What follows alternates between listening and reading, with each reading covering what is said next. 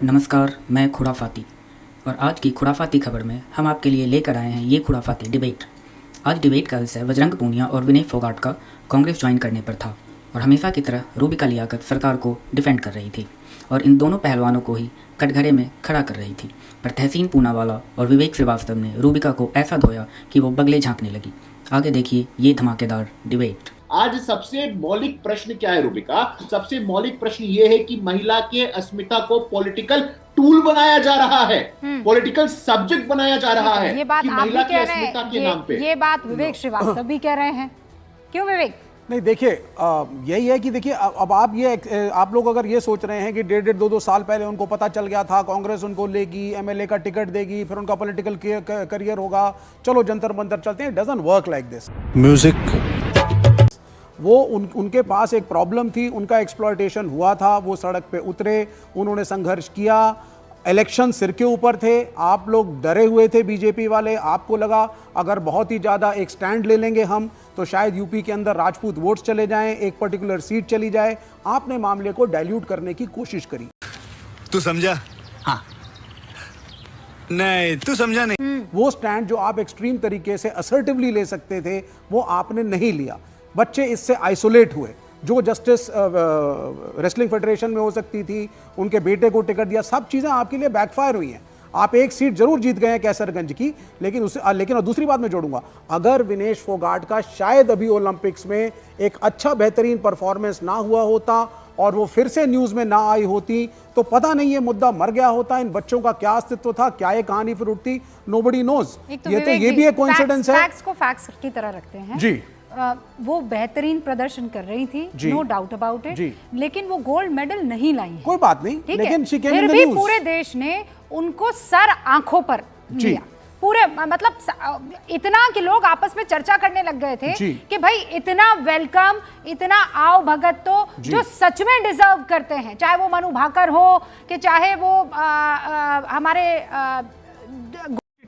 अबे जल्दी बोल, कल सुबह पनवेल निकल। गोल्ड मेडल लाने वाले, हाँ, मतलब इसमें मैं एक लाइन ऐड नीरज चोपड़ा हो, वो तमाम लोग, बिल्कुल, आप देखिए उन सब की इतनी आओ भगत नहीं हुई थी जितनी विनेश फोगाट की। बिल्कुल ठीक कहा आपने, मैं बिल्कुल एग्री करता हूं, लेकिन मैं इसमें एक चीज और ऐड करूंगा।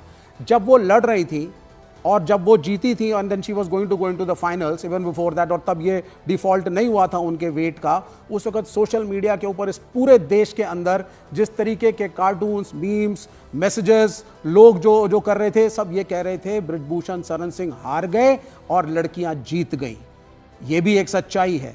एक बहुत ज्यादा उनके साथ इस देश के लोग, उनको लगा था कि देखो कितनी बहादुर लड़की है, इतना एक्सप्लॉयटेशन हुआ, वो वीडियोस फिर से सर्कुलेट करने लगे जिसमें जंतर मंतर पे उनके बाल घसीटे जा रहे हैं, उनको पीटा जा रहा है। तो अब अगर उस केस में समझिए ना, ये सब जानबूझ के तो नहीं जानबूझ किया जा के नहीं रहा होता। था। अब आप कहेंगे अटल बिहारी वाजपेयी 50 साल प्लान का हिस्सा तो नहीं था। It doesn't work like this. नहीं, वो जीते तब भी, वो हारे तब भी, हम इस तरीके से प्ले करेंगे। मैं फिर याद दिला दूं, तहसीन पूनावाला, ये प्लान का हिस्सा तो नहीं था। आप ही लोग बार बार सवाल पूछते, क्रोनोलॉजी समझिए। कल आप कहेंगे महात्मा गांधी का प्लान का हिस्सा था कि वो वकालत छोड़ के, बैरिस्ट्री छोड़ के इंग्लैंड से। नहीं, बात तो वही आप कह रहे हैं, अटल बिहारी वाजपेयी के लिए वही कहोगे आप। ये तो हाल फिलहाल की चीजों को ये तो पीछे मत जाइए ना। तहसीन 20 सेकंड, और रामकृपाल जी भी कुछ कहना चाहते हैं। मैं आपके सवाल का जवाब देता हूँ, राम जी आप इसका उत्तर दे दीजिए।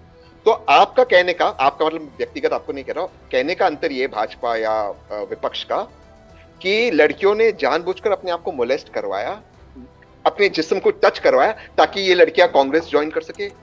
ये कहने का अंतर है। बातें कर रहे हैं ये लॉजिक है, ये तो लॉजिक है। बिल्कुल ये बहुत ही गंदा, ये बहुत ही गंदा, ये बहुत ही इलॉजिकल, ये बहुत ही ये बुरा वाला तर्क था, ये कुतर्क था। किया या नहीं किया, ये कुतर्क था। हम दो लोगों को किसी ने किसी ने ये नहीं कहा कि वो जानबूझकर गोल्ड मेडल नहीं जीती, किसी ने ये नहीं कहा कि बृजभूषण शरण सिंह तो बेचारे फरिश्ते हैं जिनको अल्लाह ने भेजा है नेक काम के लिए, किसी ने ये नहीं कहा। किसी ने ये नहीं कहा कि आंदोलन झूठा था, नो, किसी ने ये नहीं कहा। अभी गुरु प्रकाश से ये सवाल पूछे गए, किसी ने ये नहीं कहा। Do not say that. एक महिला के लिए आप ना, प्लीज डोंट, अगर ये लेकिन ना, फिर आप कैसे साक्षी मलिक के लिए तो हम ये सवाल नहीं पूछ रहे हैं।